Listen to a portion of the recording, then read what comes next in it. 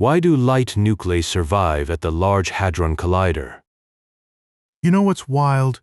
In the grand theater of particle physics, there's a tiny stage where light nuclei perform one of the most delicate acts imaginable. They pop into existence not by some grand design, but almost by accident, right at the moment when everything is still heating up and stretching apart faster than anything in nature usually allows. Accident? Like random chance? Not quite. Think of it like this. Imagine a crowded room full of dancers who can't see each other clearly because the lights are off and they're all moving at different speeds. Suddenly, two dancers who happen to be close enough and moving in sync get tangled together into a brief partnership before the music changes again. That's coalescence, not planned, but opportunistic. So it's like particles just bumping into each other late in the game. Exactly. They're far along when things have already cooled down enough that they can't rearrange themselves anymore. Their only hope is being close at the right instant, a fleeting window where physics lets them lock up briefly before everything scatters again. Interesting. But why does this matter beyond just being a cool trick? Because it's one of two possible stories about how these light nuclei form in collisions that smash heavy atoms together at nearly the speed of light. The other story is thermal production. Think of it as cooking something slowly in an oven, where particles have plenty of time to mingle and settle into a balanced state. So you're saying there are two different ways nature could cook up these tiny atomic nuclei? Precisely. And the puzzle isn't just about which one happens more often. It's about figuring out how much each contributes under wildly different conditions, like trying to tell if a soup was simmered slowly or stirred together quickly. That sounds complicated. How do they even test that? They look at the evidence left behind in experiments, compare it against predictions from theory, and then ask whether the numbers fit better with one story than the other, all while keeping an eye on subtle clues hidden in data about how many particles appear and when. So they're essentially detectives sifting through chaos to find patterns that reveal the underlying process? And every clue they uncover helps rewrite our understanding of how matter transforms under extreme conditions, whether it's in a particle accelerator or inside stars where fusion ignites. Sounds like we're peeking behind the curtain at some fundamental magic trick of nature. So we've been talking about how particles come together to make new things in high-energy collisions. But now let's get into this new paper that looks at how light nuclei like deuterons form after a big collision, right? Imagine you're watching a cosmic dance where particles are moving super fast and then crash into each other. The question is, do these particles just randomly stick together in the final moments before everything freezes out, or is there an earlier, more organized process at play? And what's this resonance decay they're talking about? Sounds like something from a sci-fi movie. Not quite. Resonance decay here refers to how certain unstable particles break apart after being created. Think of it as a brief moment when the collision creates a temporary high-energy state that then falls apart. The paper shows that under these conditions we see patterns in how particles pair up. So they're looking for fingerprints of how these nuclei form? They analyze the momentum correlations between particles like deuterons and pions, basically, how fast and which direction they're moving. The key insight is that thermal models, which assume everything reaches equilibrium early on, struggle to explain certain patterns. Meanwhile, a coalescence-like process, where particles merge later in the collision timeline, fits better. Interesting. So why does this matter for our understanding of how nuclei form? Well, it challenges us to think about whether we should model these processes as happening all at once during a chaotic freeze-out, or if they evolve more gradually through interactions. The fact that the data aligns with coalescence models suggests there's something important about late-stage dynamics. But isn't this just another piece of the puzzle? How does it fit into the bigger picture of how we study particle physics? It adds nuance to our models.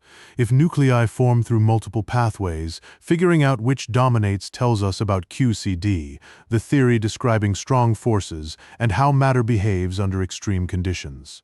Plus, these light nuclei studies act like precision probes for understanding the transition from quarks and gluons to actual atoms. So this isn't just about making pretty graphs of particle counts, it's really probing fundamental physics? And that's why it matters. It might reveal principles we haven't fully articulated yet about how matter organizes itself at the smallest scales, even in environments as wild as those created by colliding lead ions. Sounds like a thrilling mystery waiting for the next chapter. So it's like seeing fingerprints of something more structured than random noise? The data points toward these particles forming after a short-lived resonance decays. Imagine a brief flash where the system is packed with energy, then suddenly nucleons and pions are born together. One of those nucleons gets locked into what will become a deuteron while its partner carries off leftover momentum. That's wild! So instead of fragile nuclei just hanging on through hellish conditions, they're actually being forged right there in the aftermath of these resonant decays. And it fits with models that assume strong resonance pathways rather than delicate thermal processes. Right again. And this is huge because it shifts how we think about nucleosynthesis in particle colliders, like a new chapter on how antinuclei might form under extreme circumstances, even hinting at scenarios beyond standard collision physics. Okay, so to recap, the next big step isn't just spotting light nuclei. It's tracking them event by event and seeing the fingerprints of resonance decays in their behavior. That's a whole new lens on particle interactions. Well, conventional astrophysical processes that create them are expected to be very rare at low energies. But dark matter models often predict that these rare antinuclei could show up more frequently than usual, especially if they're produced directly by dark matter annihilation or decay events. That sounds like a potential smoking gun, but how do we actually detect them?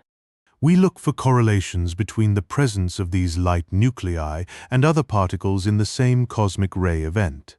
It's not just about counting how many anti-deuterons appear, it's about understanding where their quantum numbers go, like baryon number, charge, and isospin, and matching those to what we observe in the collision or decay products. So it's almost like detective work at a subatomic level? If you see antinuclei appearing with specific balancing partners more often than expected by chance, that could hint at their origin being tied to dark matter processes rather than normal astrophysical sources. And this is where the upcoming LHC data comes in? Run 3 and especially Run 4 of ALICE will collect much higher rates and better precision tracking near the collision point. That means we can start probing event by event, particle by particle correlations, instead of just looking at total yields. So it's not just about having more data, it's about getting smarter about how we analyze it. With upgraded detectors like ITS3 and Focal, they'll improve tracking precision even further, letting us explore balance functions in detail.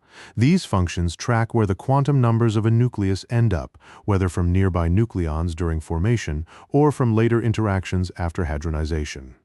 So you can tell whether nuclei form late as clusters or early through thermal processes?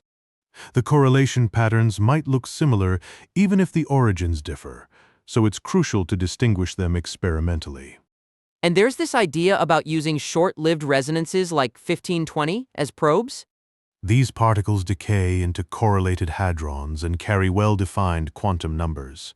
If they appear preferentially alongside certain light nuclei or their balancing partners, that could give direct clues about how those nuclei formed in the first place, whether from decay history or from local baryon environments. That sounds like a powerful way to connect theory with observation.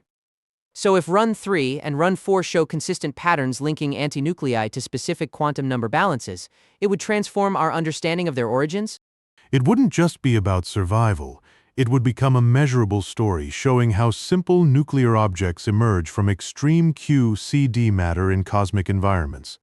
This really bridges the lab and the cosmos. I love how these pieces fit together. All right, Jamie. Let's talk about why these light nuclei are actually a big deal for indirect dark matter searches. Absolutely, Alex. It's fascinating because we're looking at the same light nuclei, like anti-deuterons and maybe even anti-helium, that show up in both heavy ion physics and cosmic ray studies. So they're not just interesting by themselves, but have serious implications beyond particle accelerators? The whole point is that conventional astrophysical production of these light antinuclei is expected to be very low in the energy range where dark matter models predict stronger signals. But why does this actually help us constrain what dark matter might be like? It's not just about how much they're produced. We also have to consider how they travel through space. how much gets absorbed or breaks apart in the interstellar medium and around the heliosphere. Ah, so propagation matters as much as production then? And that's where ALICE comes into play. They used helium nuclei from the LHC collisions to measure how likely these antinuclei are to pass through matter, basically using the detector material itself as a target. So they figured out something about transparency, right? Like how easy it is for antihelium or similar particles to reach us? They found that the Milky Way might be about 50% transparent for helium nuclei coming from dark matter sources, while regular cosmic ray production can vary a lot depending on energy. And this helps experiments like AMS-02 and GAPS, doesn't it? Because knowing how many antinuclei we should expect to see without dark matter makes the search much cleaner when you do find something unusual. The LHC isn't directly detecting dark matter. Instead, it's helping us rule out certain uncertainties in our predictions about what antinuclei fluxes we'd see if we only had astrophysical processes. So this is more of a background clearing step than a discovery itself? It's subtle but crucial, collider data refining nuclear physics models that then improve how other experiments interpret their results. That's actually really clever. We're using particle colliders to solve cosmic puzzles indirectly. And that's why this work is so exciting. It connects tiny lab-scale collisions with huge mysteries about the universe, all while tightening constraints on dark matter properties without ever seeing it directly. So we've been talking about this paper, and honestly, I'm still trying to wrap my head around why light nuclei at the LHC are such a big deal. It's not just that they fit thermal models or coalescence pictures, though those both work pretty well. It's that these tiny particles reveal how much we still don't fully grasp about hadronization, which is basically how quarks and gluons turn into stuff like deuterons. Right? And I love how the paper says inclusive ratios aren't enough anymore. It's like saying two different recipes can produce similar results but actually involve very different steps behind the scenes. The real breakthrough is in looking at observables that care about space-time structure and multi-particle correlations, things you couldn't see just by adding up yields. Think of it as moving from a blurry photo to a detailed microscope image. And the Alice nature result on pion-deuteron correlations? That's huge. It suggests most deuterons aren't formed randomly, but through resonance-fed processes in nuclear reactions, right? That means we can actually tell whether deuterons inherit structure from their parent nuclei, or if they're just statistical byproducts of hadronization, something older models couldn't reliably distinguish. That's spot on. We're no longer satisfied with just finding things. We want to understand exactly how they formed and what that tells us about the universe. I feel like my brain is doing a little gymnastics right now, and honestly, that's a good sign. Same here. Thanks for hanging out with us as we tried to unpack this one. It's exactly the kind of conversation that makes science so exciting. Listeners, thanks for tuning in. Keep wondering and asking questions. That's how discoveries happen.